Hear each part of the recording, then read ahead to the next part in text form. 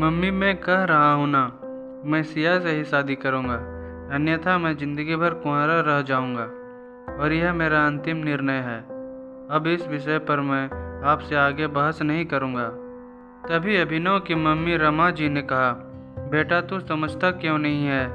हमने तेरे सामने सिया की जन्म कुंडली पंडित जी को दिखाई थी ना, और उन्होंने सिया की कुंडली में मांगलिक दोष बताया है। अब तू बता, सब कुछ पता होते हुए हम तेरी शादी एक मांगलिक लड़की से कैसे कर दें? तू जानता नहीं है कि मांगलिक दोष वाले की जीवनसाथी की मौत जल्दी हो जाया करती है, इसलिए तुझे मैं समझा रही हूँ, तू भूल जा सिया को।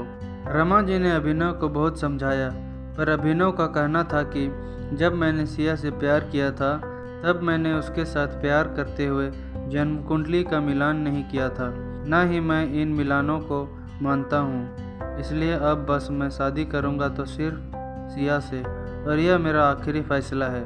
आखिर रमा जी को अपने बेटे की जिद के आगे झुकना पड़ा और पंडित जी के द्वारा बताए गए अनुसार सिया के मंगल दोष को दूर करने के लिए अभिनव के साथ शादी करने से पहले सिया की शादी एक पेड़ के साथ करवाई गई, और उसके बाद सिया ने अभिनव से शादी करी। सिया दुल्हन बनकर अभिनव के घर आई, पर रमा जी को सिया का मांगलिक होना अभी भी खटक रहा था और रमा जी उसे दिल से नहीं अपना पा रही थी, और घर में कुछ भी परेशानी आती तो उसका दोष सिया को ही दिया जाता। लेकिन सिया पढ़ी लिखी संस्कारी लड़की थी और वह अपनी सासू माँ से मिले इन बेवजह आरोपों का अपने दिल से नहीं लगाती थी, और ऐसे ही ससुराल में उसके दिन कट रहे थे। एक दिन अभिनव ऑफिस से जल्दी घर आ जाता है।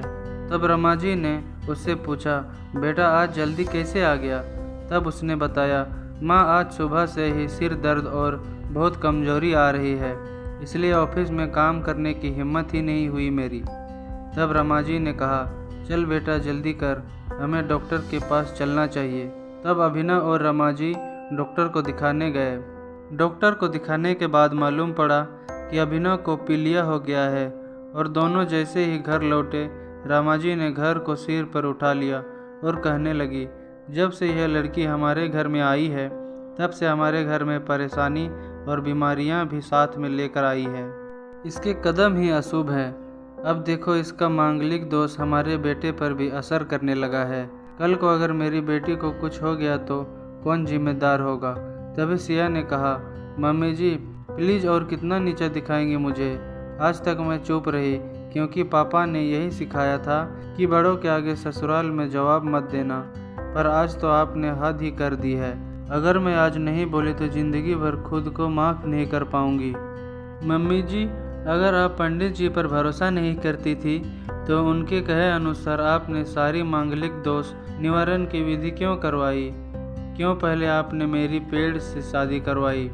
दोष मेरा मांगलिक होना नहीं है, बल्कि दोष तो मेरा आपकी बहू होना है, क्योंकि घर में जाने अनजाने कुछ भी परेशानी आती है उसको आप मुझसे जोड़ देती हैं, और जब कोई सास अपनी बहू से सिर्फ नफरत कर रही होती है तब यह बहू दोष बेटे बहू को नहीं पूरे परिवार को परेशानी में डाल देती है, और इस बहू को दोष से मुक्ति भी सिर्फ सास ही दिलवा सकती है। बहू को अपनी बहू माने, उसे दिल से अपनाए, उसे भी सम्मान दे और यह महसूस कराए कि वह भी इस परिवार का सदस्य है। नहीं तो बहू दोष मांगलिक दोष से भी ज़्यादा पीड़ादायक हो जाता है। सिया की कही हुई बातें रमा जी के दिल को झकझोर रही थी और उन्हें मन ही मन पश्चाताप भी हो रहा था।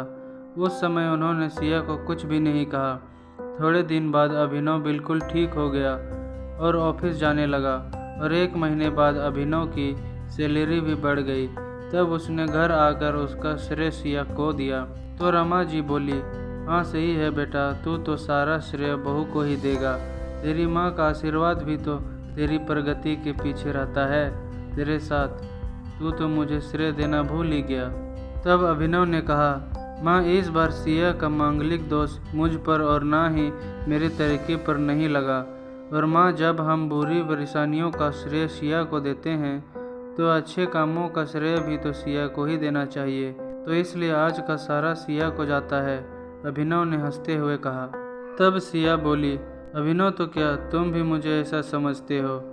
तब अभिनव ने कहा, नहीं सिया बिल्कुल नहीं, बल्कि मैं तो माँ को यह समझाना चाह रहा हूँ कि सुख दुख हमारे जीवन का हिस्सा है और कभी जीवन में खुशी आती है तो कभी गम भी आती है। इसके लिए हमें परिवार के सदस्य या अपनी बहू को दोष देना उचित नहीं है।